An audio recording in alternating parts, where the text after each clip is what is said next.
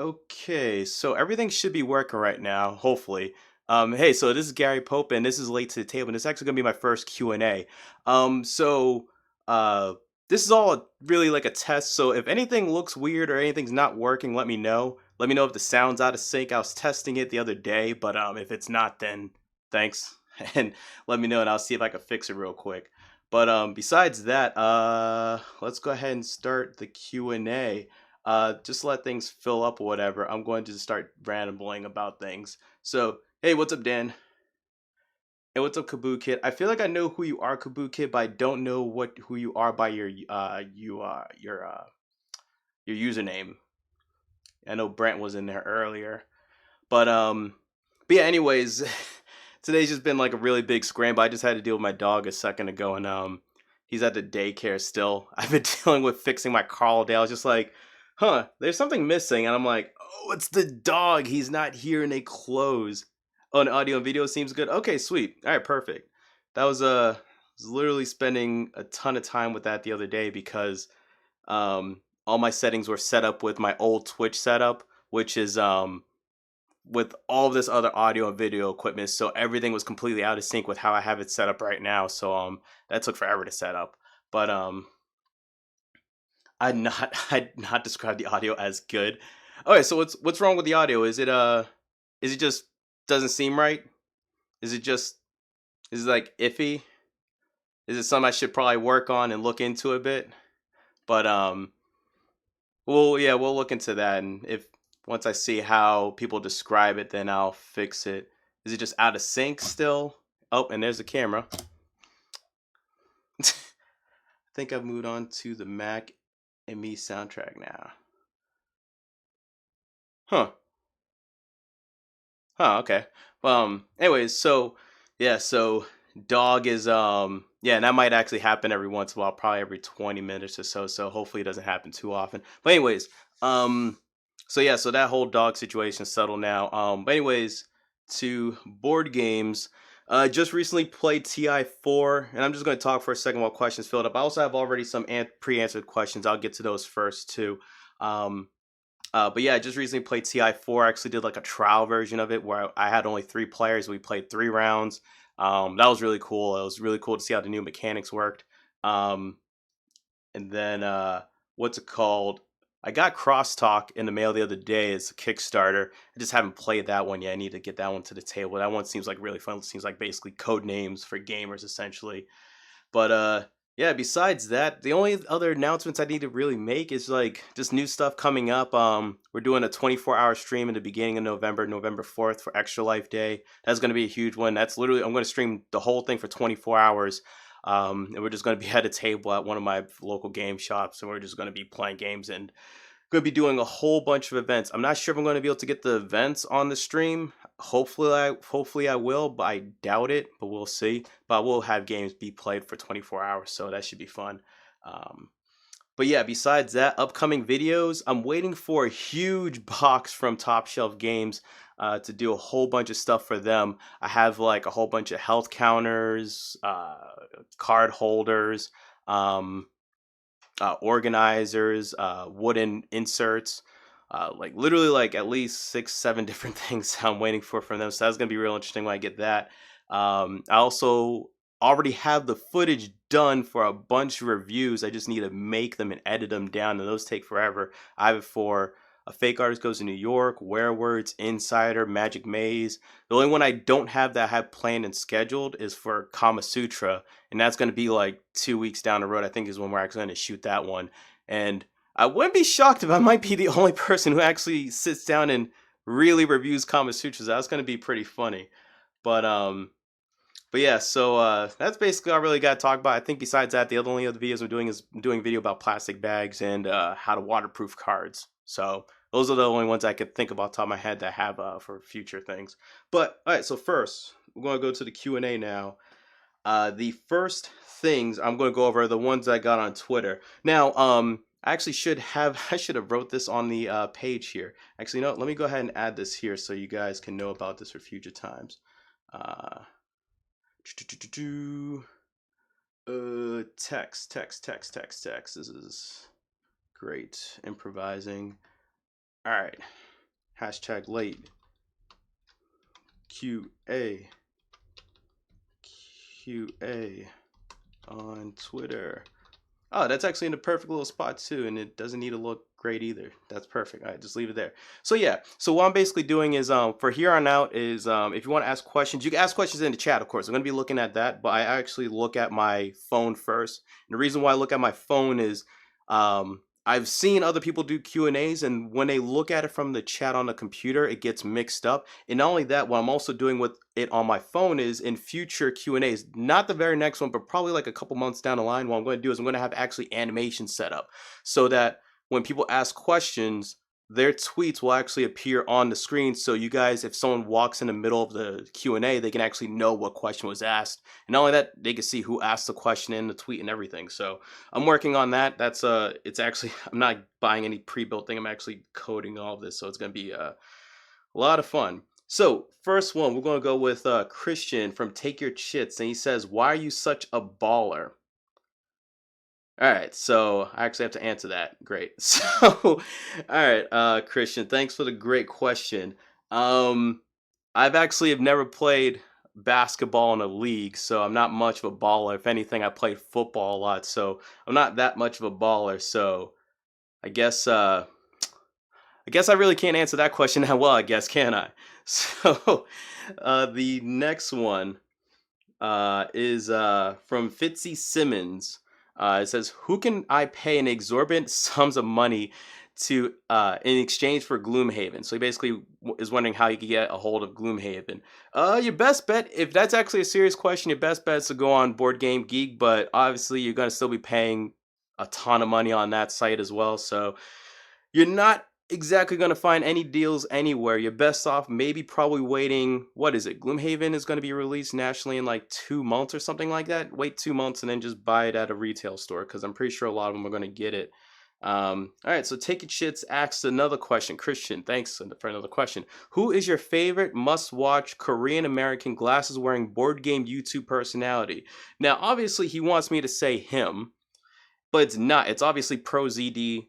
Everyone, even in the Twitter, said that, and I wholeheartedly agree. It's definitely Pro ZD by a long shot. Sorry, Christian, you're not even close. Um, and Fitzy Simmons asked another question. He says, "Serious late Q&A this time." So it's actually a serious question. It's actually still Gloomhaven related. Is there really no way to detect disarmed traps as a thief, assassin, or similar class? To be honest, I do not know the answer to that question. If someone can actually answer that question in the chat, then I'll go ahead and say it out loud so then Fitzy Simmons can hear that answer later. But I've actually have yet to play Gloomhaven. I've seen the box, I've opened it up, I've checked it out, but I haven't played it myself. So it's something that I need to get my hands on. I actually did back the second run of the second printing Kickstarter, so I should be getting that hopefully soon. I think it's 2 months down the road, but yeah. So I haven't looked at the chat at all, guys. Sorry, I was just rambling off and answering those real quick. So where is the first one? Okay, so I think Kabuki Kid asked the first question. Said, actually, guys, what I'm also going to do is if you can put question at the beginning of your questions, just so I get spotted out easily, so that I could find it easy. So Kabuki Kid asked the first question. He said, "What game got you into modern board gaming hobby? What game from your childhood was your first big game?" Okay, so the game that got me into modern day board gaming was definitely Agricola. And I actually don't own that game. I actually have Caverna, but not Agricola. But it was funny in college. I actually never played any modern board games, and one of my friends just out of the blue. Oh, there's my dog. He's back. One of my friends out of the blue was just like, "Hey, Gary, want to come over and play board games one night?" And I didn't know about modern board games at all, so I went over there, and it was Agricola. And you'd expect most people to be like, "Ah, screw this, I don't want to play this game." But I loved the game. I wasn't even close to winning or doing anything remotely decent in that game, and it was a great time. And then after that, we played Dominion. That was okay. I've never been a big fan of Dominion, and even then, I wasn't that big a fan of Dominion. It was like I played and I was like, "Oh, this is better than all the other games I've ever played in my life," but it still didn't seem all that great. Um, and then Hugh. Oh, and the second part. What game from your childhood was your first big game? Um, I mean, I played a lot of the typical games like Sorry, Monopoly, Life, and stuff like that. But I think the one that I liked playing the most was Payday. Payday was definitely the one I enjoyed playing the most, but then the first one I ever really took seriously was Stratego. And then when I played Stratego a lot, that then led me to playing chess a lot with my uncles, my cousins, and I even joined like a chess group and stuff like that. I'm horrible at chess nowadays, but back in the day, I used to actually be really good at chess. I was probably like 8 years old, schooling my uncles that were like been playing chess for years and consider themselves really good. But um, but yeah, I would say Payday. Then that led into Stratego, and then chess, and then I just stopped playing games. So I actually went on a hiatus for like, I don't know, 10, 12 years of not playing games at all. Just played video games really. Okay, Dan Hughes asked the next question. Do you think Andrew McCarthy peaked at mannequin, or has his subsequent roles lived up to his initial promise? You know what? I don't know if this is a European thing or if I'm just an idiot, so I'm going to look up Andrew McCarthy and find out how much of an idiot I am, if I could even spell McCarthy correct. All right, so who's Andrew McCarthy? I feel like I barely know who that guy is. All right, I'm just gonna go with I have no idea who you're talking about, Dan. That guy looks like he looks like a face. Andrew McCarthy grew up a town away. Oh, that's Kabuki Kid. I thought that was Dan. I was like, Dan's always talking about his hometown. But anyways, Andrew McCarthy, he's uh he's a nobody, so I don't know. I don't know anything about him. He seems like a guy where you always recognize his face in movies, and you're just like, I don't know his name, but he seems to always play the same role. That's what comes off to me when I see Andrew McCarthy. Um, oh, no problem with derailing anything, and Dan. That was a interesting question. Uh, my audio does seem a little out of sync with the video, at least for me. Seems synced for me. It's probably me. Must be faulty fiber running across the Atlantic. You know what? Let me double check before we go any further then. If it's a little bit out of sync, let me double check what it's even set at right now. It's set at 400. You know, change it to 500 and see if that improves anything. If that doesn't, then if people seem to be mostly fine, it's just Dan, then no one cares about Dan. We'll be perfectly fine, right? At least I think so. So, all right, let me keep going down here. Wow, now I see why everyone hates scrolling down this YouTube chat. This is like the worst. Hey Gary, are you an aftermarket insert guy? This is from Daniel Cheston. If so, do you prefer plastic foam core or wood? To be honest, I am not an insert guy. Making a video about inserts funny, but I'm not that much of an insert guy. And the reason why is because the best way to put it is there hasn't been a game except for Komet. Where's Komet at?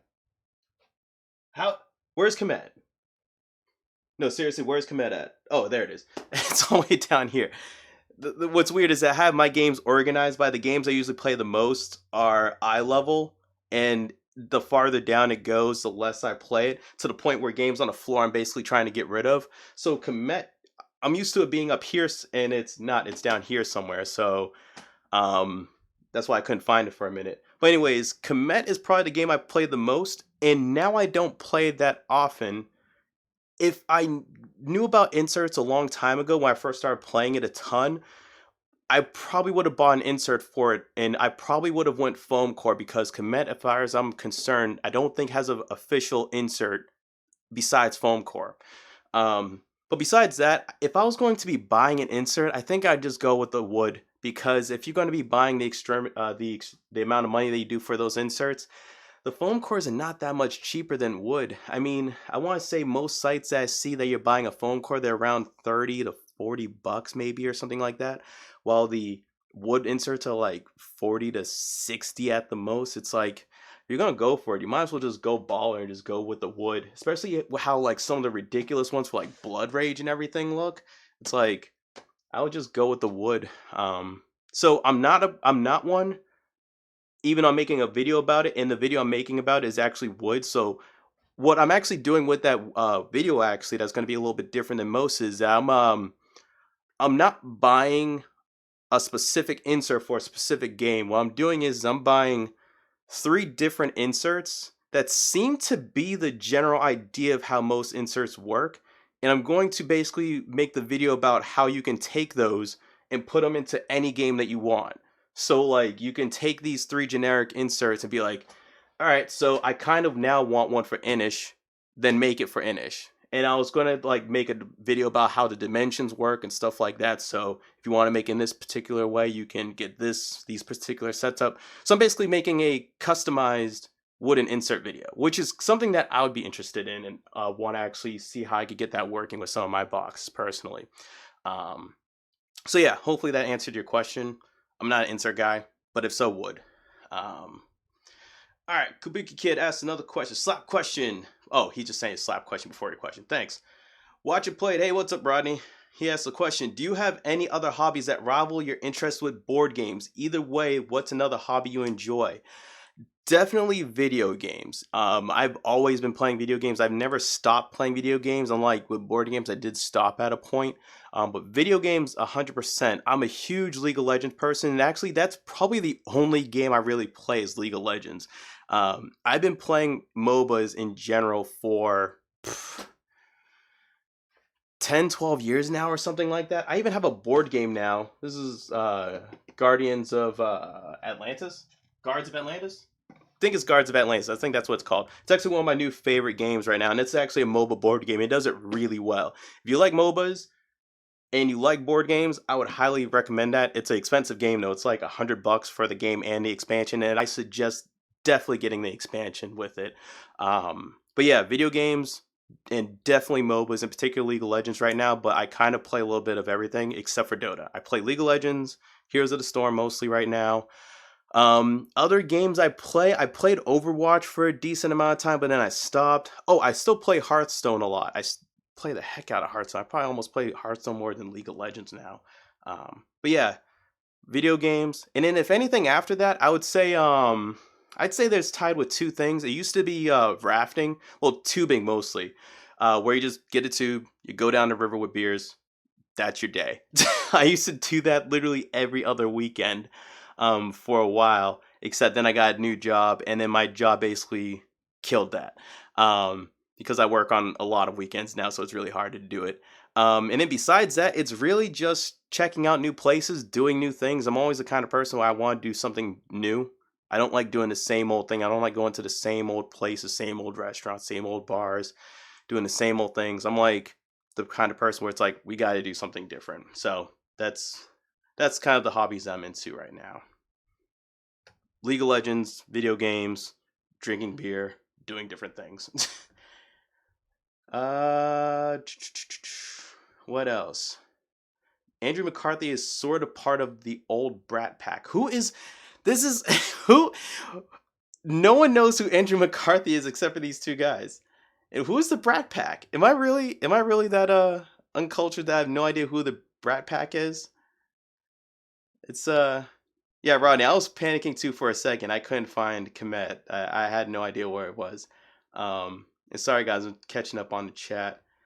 I only have a special insert for Mage Knight. That game has a crazy amount of pieces. Now, see, if I played the ironic thing is that I feel like I need an insert so I could get Mage Knight to the table. I haven't played Mage Knight in literally probably 2 years, but it's like one of those things that if I had an insert for Mage Knight, I would play more often.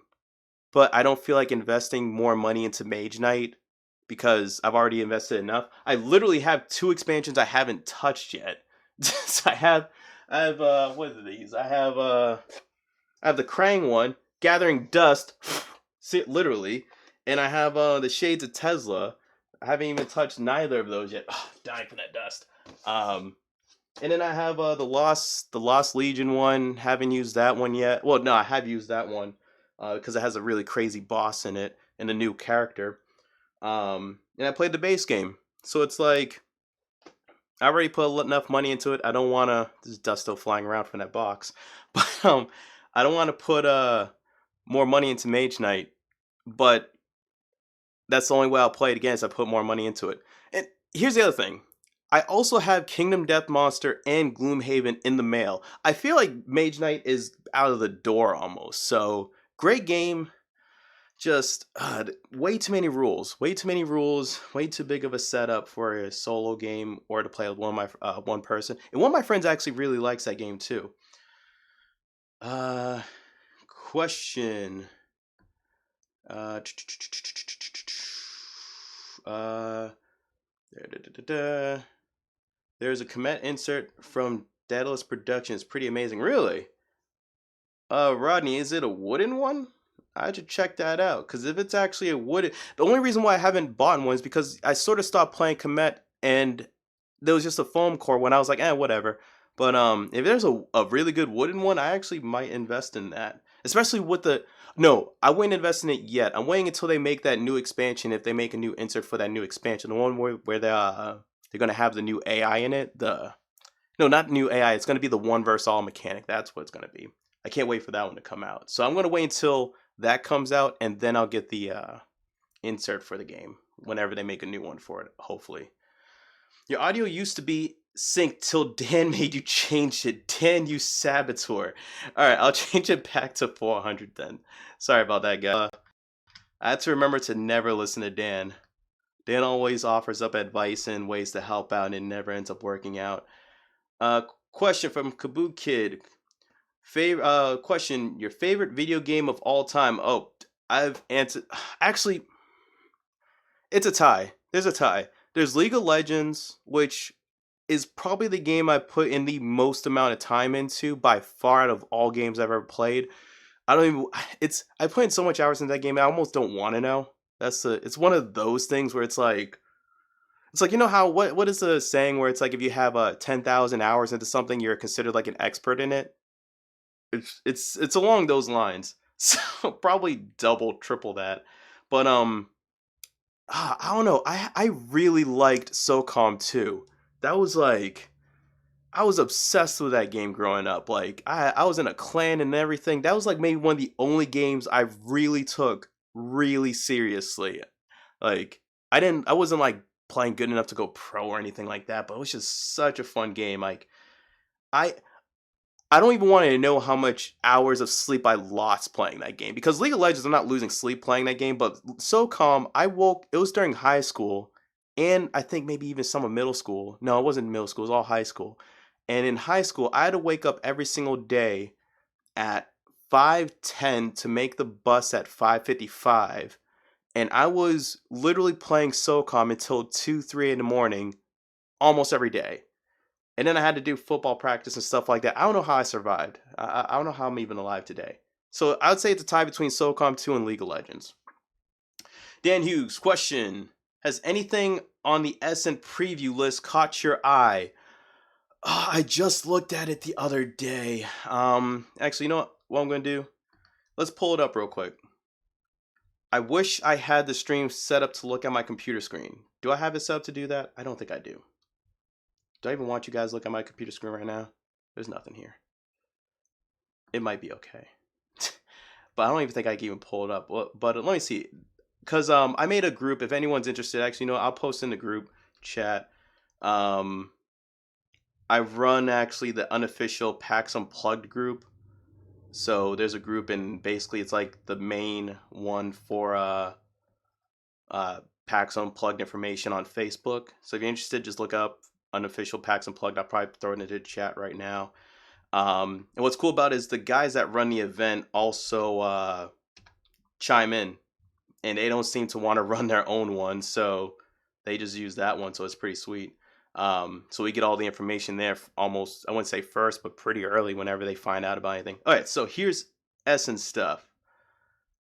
All right, so I'm actually looking only at the guy who's actually running, one of the guys who's running PAX Unplugged. He has a list where he marked things that he likes. So I'm actually looking at his stuff right now, and he's already marked off things. All right, so Alien Artifacts, I want to try that one out. The worst part about Essen is that I'm not a huge Euro guy. Euros have slowly been dying on me. Kitchen Rush, I kickstarted that one. I really want to play that one. I actually just was checking out On Board, the Kickstarter for that, and he has a second game for it, the Walkstar, where he's making a third edition of it. And I was like, that sounds way too much like Kitchen Rush, even though that one came first, and I'd rather play Kitchen Rush, it looks like. Meeple Circus. That's the okay. Meeple Circus is probably the number one game I want from Essen. Dan, no, you're not even coming over to the US anytime soon. I was gonna say, get me a copy of Meeple Circus. I'll pay you in cash, and I'll tip you whatever you need. I'll pay for your trip to Essen if you just give me Meeple Circus. No, I won't do that. Don't do it, please. But that's I could probably stop looking now. It's probably definitely Meeple Circus. I can't think of anything else. I played that one at Gen Con, and I was so mad that they weren't selling it there. Ooh, Scythe the Wind Gambit. That's going to be another really good one. Funny thing is, I have Scythe right here. I haven't even opened it up yet. I just got that. Actually, when did I get that? I got that at Dice Tower Con. The new Venus Next expansion for Terraforming Mars. Absolutely not interested in that.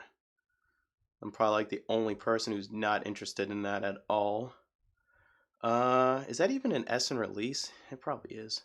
What I'm actually confused at is, what is this Cover Me game? It's like, it literally looks like a CoverGirl magazine, but I don't know what it is. I actually probably should look into that, because it's really, it's just so out there looking that it strikes me off. What else? I think they're also releasing that. Are they releasing that roller coaster game?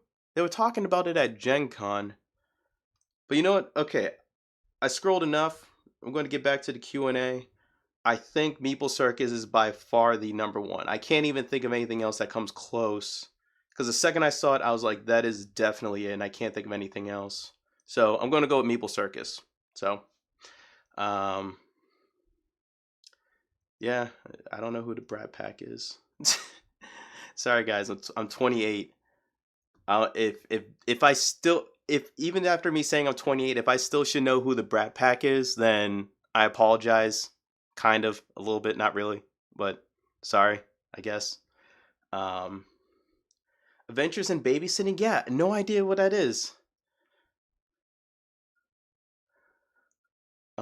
Okay, Daniel Cheston, question. What demo games from Gen Con impressed you the most? Did you get a chance to see Agra, Big Trouble in Little China, or The Thing? Okay, so I saw The Thing.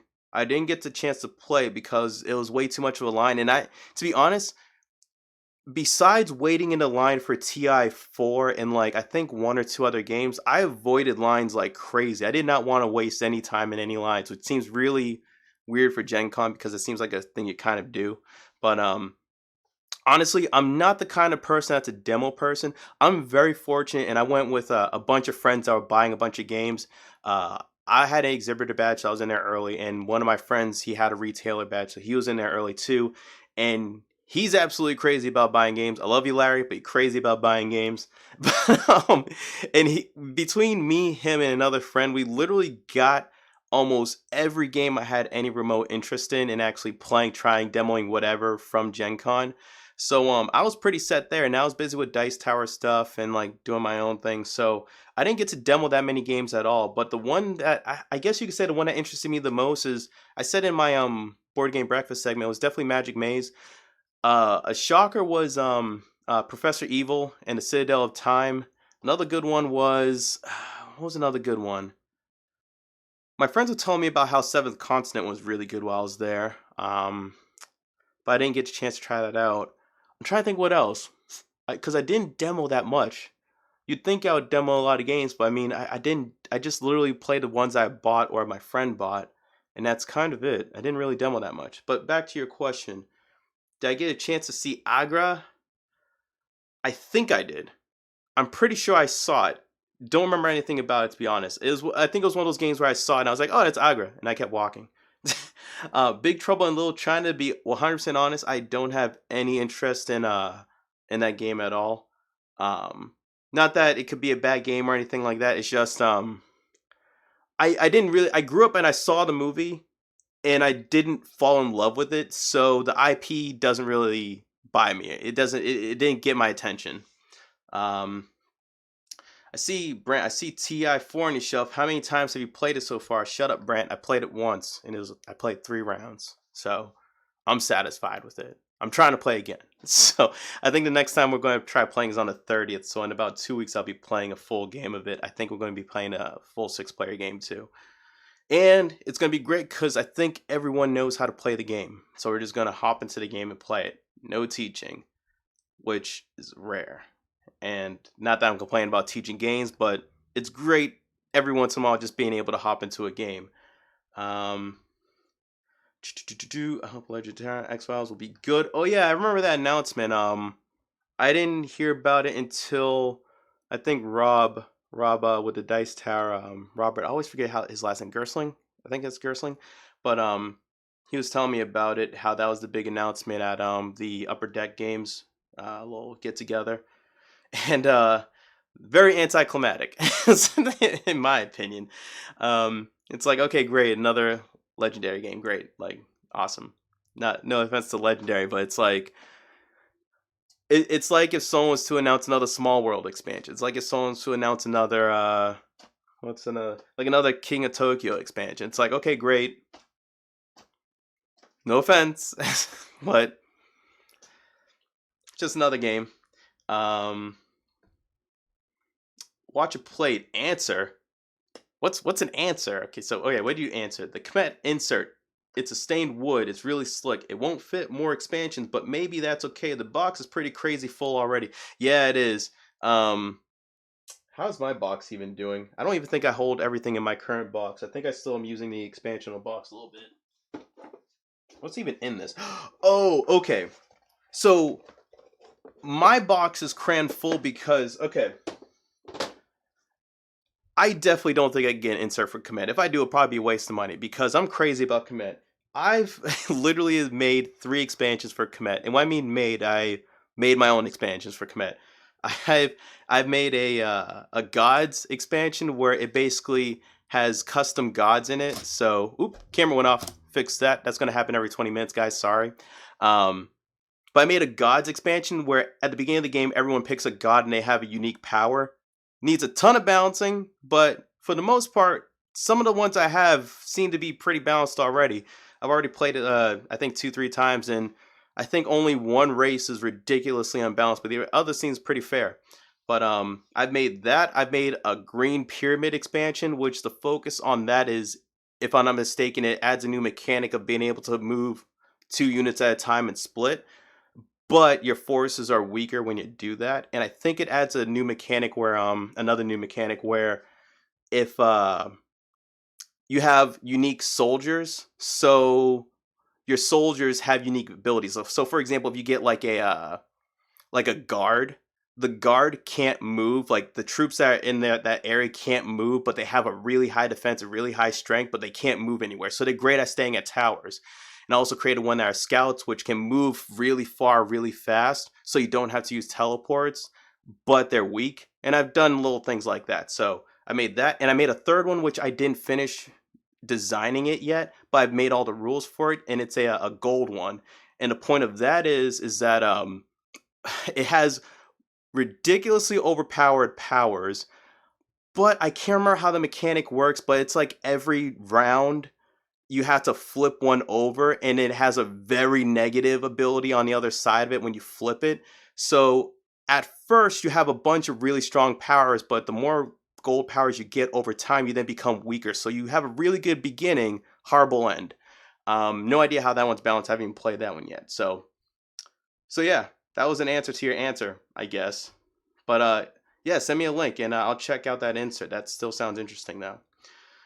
Brent Sanderson, the Brent, what is your initial impressions for Whistle Stop? Okay, so Whistle Stop is a pick up deliver game. Basically in the lines of like simplicity, like Ticket to Ride, but not that simple, but it's getting there. And what I thought about is that I thought it was pretty good. I wouldn't buy it, but I wouldn't turn down a play of it. I guess the best way to put it is that it's one of those games where it's like it did everything it had to do, and I have no complaints about it. It's just not my type of game, I guess is the best way to put it. If you're going to play a pickup delivery game and want it simplified, get that one. I can't remember which one came out like a year or two ago.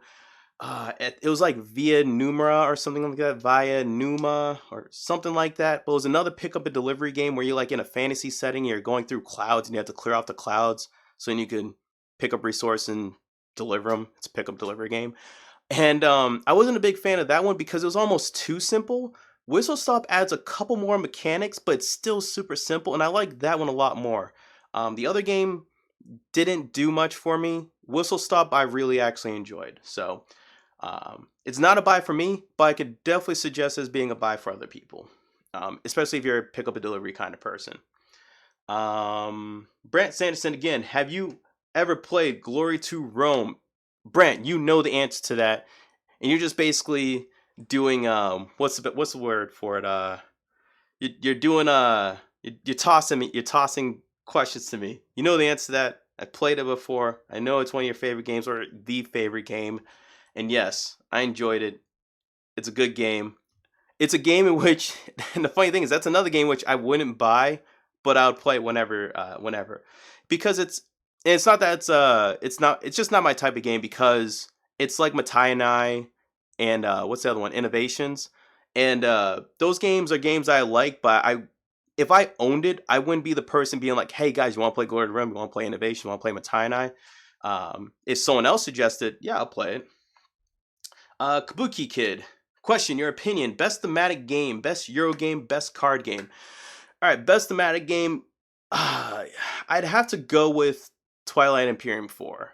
Or 3. Whatever one you want to go with. Doesn't matter. But Twilight Imperium, probably the best thematic game. Just because it really does feel like an epic space game. Like, and I'm not even the most thematic person when it comes to games. Like, I don't like dry Euros, but I'm also not the kind of person where I'm like, I get so wrapped up in what's going on in the story and everything like that. But Twilight Imperium definitely does that for me. Best Euro game. I would have to personally go with best Euro game for me is probably a two-way tie. It's probably between Dominant Species and Agricola, which is funny because that was like the first game I ever played and it's still one of the best Euros to me. Yeah, I'd go with Dominant Species and Agricola. Dominant Species if I want to play extremely aggressive, more area control sort of game. Agricola if I want to play more of a strict Euro. And best card game. Best card game, probably Hanabi. I've the only game I think I played more than Hanabi in terms of a card game. Oh, there's also. Would you count One Eyed Ultimate Werewolf as a card game? If you could count that as a card game, then I would say that too. Dang. If you could count One Night Ultimate Werewolf, One Night Ultimate Werewolf. If you don't count that because those are tiles, then Hanabi. But if we're going to go by the most plays, Spades. I played Spades. Okay, the amount of times I played Spades, there was 3 summers I was a lifeguard. I worked 40 hours a week for 3-4 months over the summer. I was there for 40 hours a week and I honestly probably worked 10 hours. So 30 hours a week I was almost playing Spades every single week for 4 months for 3 years. Don't want to know how many hours that is. If anyone wants to do the math, go for it. Go crazy. Crack Grumdish. Just want to stop and say hi. I enjoy your content you make. Keep it up. Thanks. I definitely will. Brent, can you sing right now? I'll tell you this. Brent, if we ever go to a karaoke, if you ever find, I'll only ever sing 3 songs, I think. And I'm not going to say one of them because it actually is at karaoke spots often. But the other 2 are never at karaoke spots. And if you actually find a karaoke spot that has them, I'm not going to sing now, but the 2 songs I'll ever sing at karaoke are so not appropriate. They are Busted by Mr. Biggs and also Contagious by Mr. Biggs. The thing I like about those 2 songs is that they're story songs. So there are 3 roles and each song is a older man, a woman, and a younger man. And each one is about the woman cheating on the older man with the younger man, and I sing all 3 roles. So, but it's never in karaoke spots. Kabuki Kid, I'm glad you're enjoying your pizza, even though I'm probably 20 minutes late on these responses. All All right, Dan, there's another reference. St. Elmo's Fire. No idea what that is. I'd have to. You know what? I'm gonna YouTube that real quick. YouTube St. Elmo's Fire, just so I can hear how bad this song is. One second. Let me get my headphones.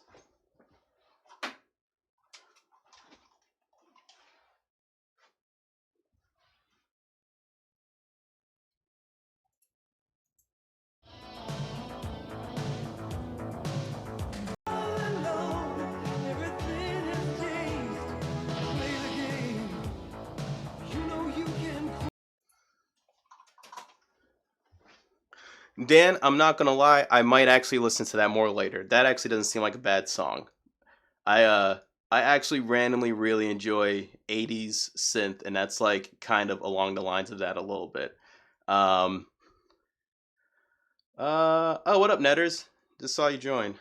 Even I'm probably 20 minutes late or whatever on these. Kabuki, make him watch Less Than Zero for a downer of a movie. Never watched that. Oh, but you just got your copy of Seventh Continent? Sweet. I'm jealous. I'm actually really am jealous. I keep hearing way too many good things about that game, and it's like the weird thing about it is that I've heard nothing in terms of how the game plays yet, except for that it's like a really good solo game, and that's like kind of like time stories, but it's just very continuous. So, but it's like it's weird because it's like it's almost making me regret getting Gloomhaven because that sounds so much more interesting. I don't know, but it's weird. Even though I haven't played Gloomhaven, I haven't played Seventh Continent yet. It's it's making me feel weird. Stop making me feel weird, guys. Kabuki Kid, question: have you ever played an 18xx game? No. I've actually tried many times. Actually, Brent can attest to that. Except every single time I somehow miss it. Like, I'll go down to the Portal, which is my local game store, and I'll show up at like 6:30, and the guys start at 6:15, and they have a full table, so I can't hop in. Or I'll be scheduling to do something. And for a very long time, I was running a Twitch stream at my store, and during that time, I missed out on playing a ton of games because all I could play at that Twitch stream, it wasn't a rule, but I made it my own rules that I can only play short games, except for the rare occasional long game. And I missed out on playing 18xx a lot. Like, they went through a serious phase of playing 18xx sort of games for a while, and I missed out on that entire thing.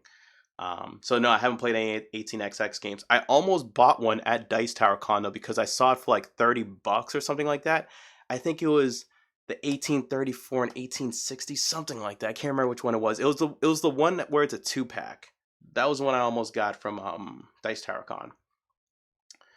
Oh, Brent, you're gonna be in NYC on the 30th. This sucks for you. You're gonna miss out on TI4. I'm not sorry. So, and then it jumped. There it is. There's the whole jump that everyone complains about in YouTube videos. Post the commit homebrew stuff on BGG when you have it. The problem is that I have it, except it takes forever to make it into a print and play format. I mean, I could just put it up there now, and then you guys will have to struggle with what I threw up there. But what's it called? But yeah, it's definitely one of those things where if I actually played it more often, then I would actually rush and make the print and play version of it. You know what I actually do? If anyone's going to PAX Unplugged, remind me, and I'll bring Komet with my expansions, and if anyone wants to play it, I'll pull it out and play it. We could play all the stupid expansions that I made. Actually, they're not stupid. Actually, pretty good. You still need to try out Komet, Netter? God. Way behind the line. You too, Daniel? Man. What does Komet compare to? The best thing it compares to, probably someone already answered in the chat, is I'd say it is it's like Risk, but with everyone has very unique powers, and the combat starts immediately because everyone is within like 2 spaces of each other, and you're always able to attack each other, and you're always able to rebuild really quickly. So that's another thing that's really good about the game. You can't get mad about getting wiped in the game because you can have people in the very next turn. It just slows you down, obviously. But it's basically a super aggressive area control dudes on the map Risk-like game with no dice. That's actually one of the things I like about it the most, is there's no dice in that game. That's actually why I also like Guards of Atlantis too. It's one of the... Actually, I was looking for a while for a MOBA game that didn't have dice, That's why I grabbed that one specifically because of no dice, and then I found out it was a really good game. Actually, mostly because of no pun included. They gave that a ridiculously good review. Via Nebula, thank you. Wow, okay, I'm way behind on this chat. If you guys are now answering that via Nebula, I'm now seeing that. Way behind. Sorry, guys, I'll try to speed it up a little bit so I can catch up. Question, favorite movie of all time? Favorite 80s movies? Guys, I was born in 88. I'm actually even trying to think of what movies came. I'm going to type in 80s movies just to see what came out in 80s. I didn't know, for example, that wasn't like Terminator made in the 70s. I don't know. It was made in some stupid time. Best 80s movie. And you know what? Best 80s movie, I think Who Framed Roger Rabbit came out in the 80s. I'm going to double check that. I'm pretty sure it did. Who Framed... Because if that came out in the 80s, that's the answer. 88. Yep. Oh, wow. That was when I was born. All right. Yeah, that's my favorite 80s movie by a long shot. Because not only that movie is definitely my top 5 favorite movies of all time. But the thing is, though, is I don't really have a favorite movie. It changes all the time. I have like a top list, but even that changes all the time. Some of them I would say that definitely up there. I like thrillers that are also like what's it called? They're thrillers essentially, and like they have a lot of twists. Also, I particularly like time traveling movies. So ones I really like are like Old Boy, which is a Korean movie, very twisted and messed up movie. Mementos, very good movie, and what makes it so good is that the entire movie's told backwards. Like I said, Who Framed Roger Rabbit's up there. Another one I like a lot is I Saw the Devil, which is another Korean movie. And what makes that movie so unique and so good is that it's one of the few movies in which it has everything in it. It has literally, it's a kung fu flick, a horror flick, a thriller, a drama, and yeah, it has all 4 of those things in one movie. And it does all of them very well. There are some scary parts. The kung fu's crazy in it. The acting's really well done, and the whole twists in that movie are really good. But yeah, those are the ones I can think off the top of my head. But it always changes.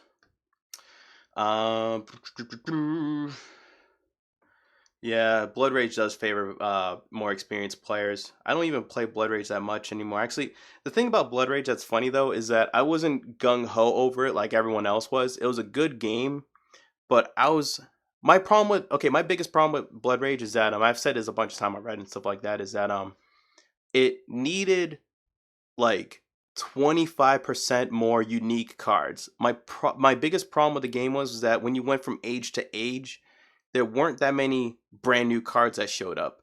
There were new cards, yes, but they were like instead of a +1 attack, +2 attack. I don't really consider that new. It's just following the trend. I would prefer if they had like 25% more new cards where it was like some completely random, some completely different. They don't need more monsters. The monsters were perfectly fine. The amount of that they had now was great, but just more unique stuff. That was my only real issue with it. Besides that, it was a great game.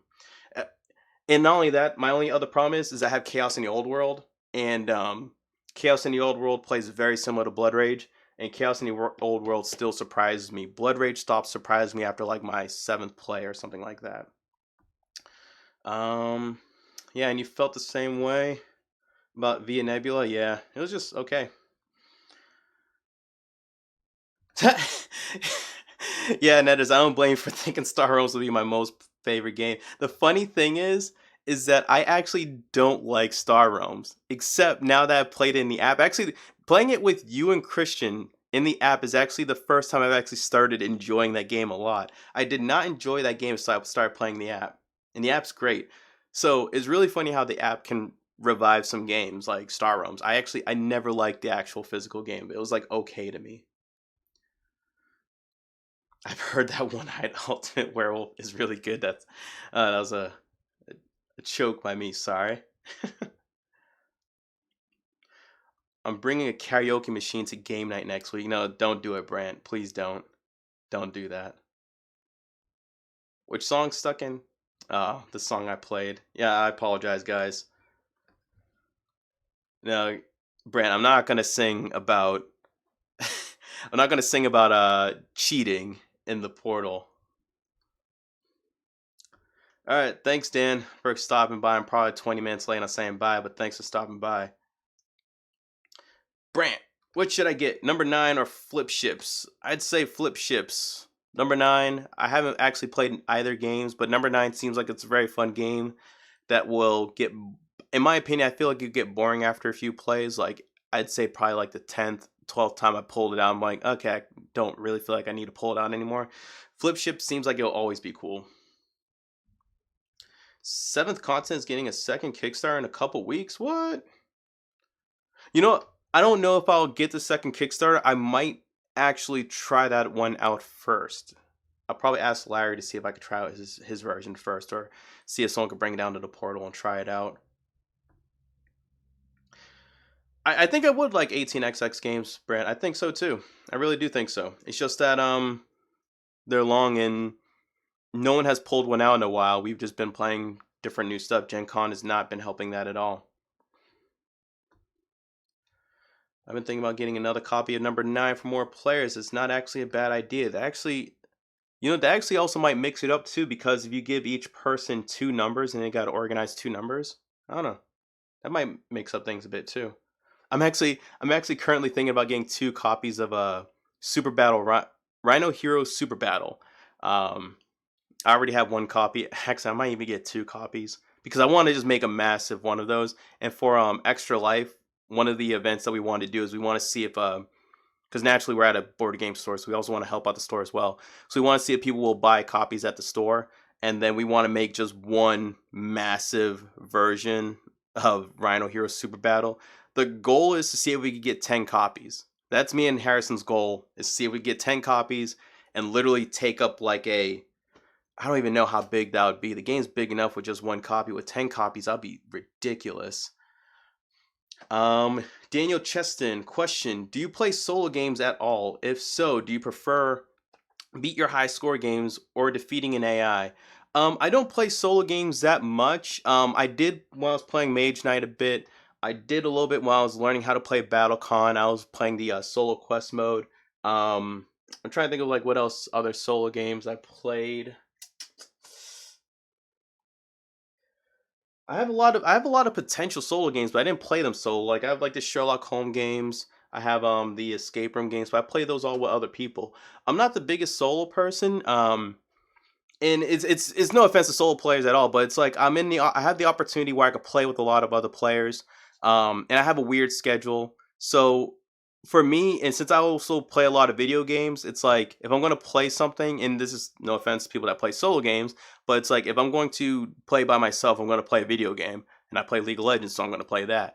But if anything, I do play a lot of games where I put it on a table to learn the rules and I play rounds by myself. And sometimes I might even play an entire game or half a game or something like that. So I guess I count as solo gaming a little bit, but not really.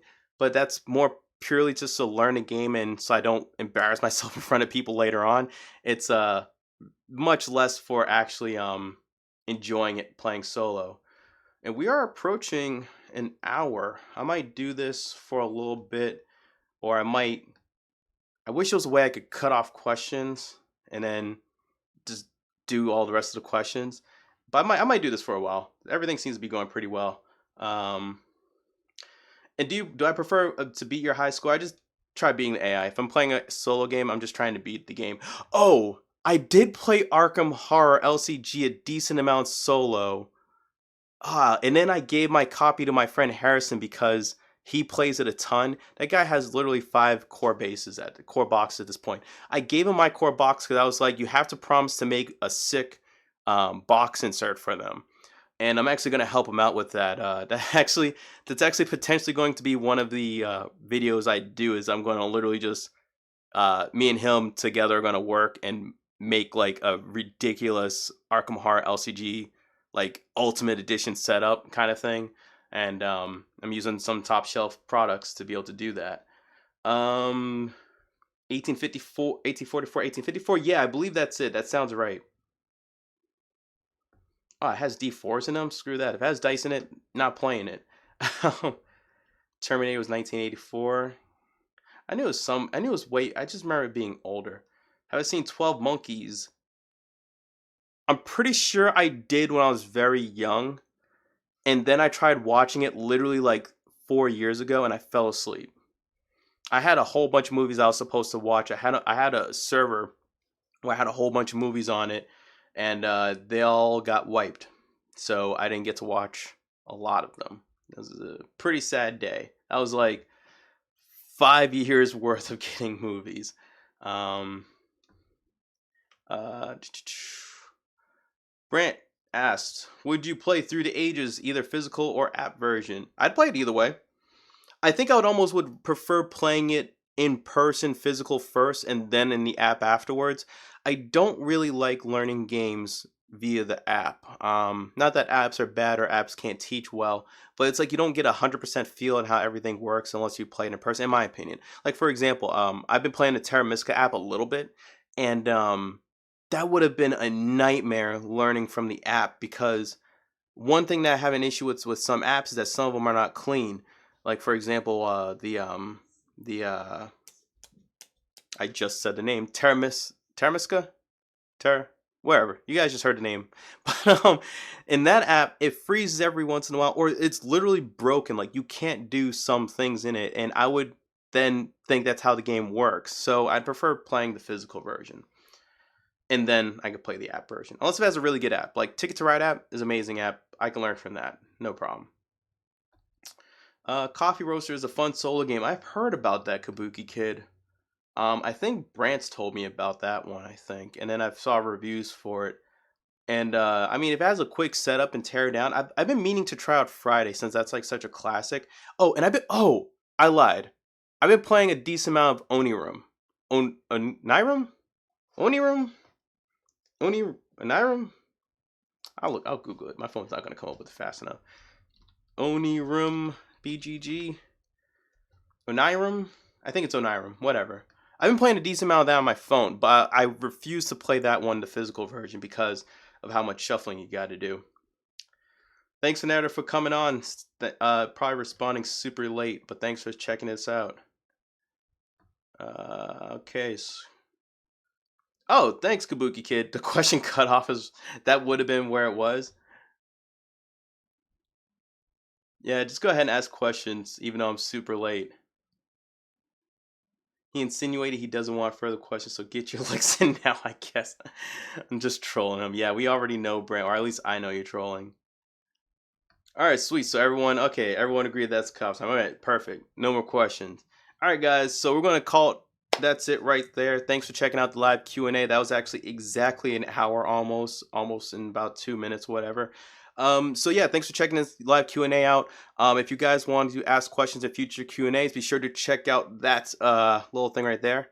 Just go ahead and on Twitter, just do hashtag LateQA, and it'll pop up on my phone. And when it pops up on my phone, then I can answer those questions first. I won't get confused in the chat when I see them.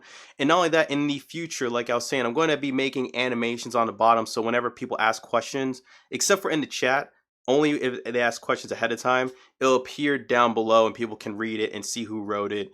And I think it'll just be a really cool thing to add to these live Q&As. I'm also thinking of, in the future, doing a little thing where I have live pictures up there or whatever, where if people tweet me pictures, then it'll show up there as long as like I filter it, which that's actually the hardest thing about doing all this is filtering it, so no one takes advantage of it.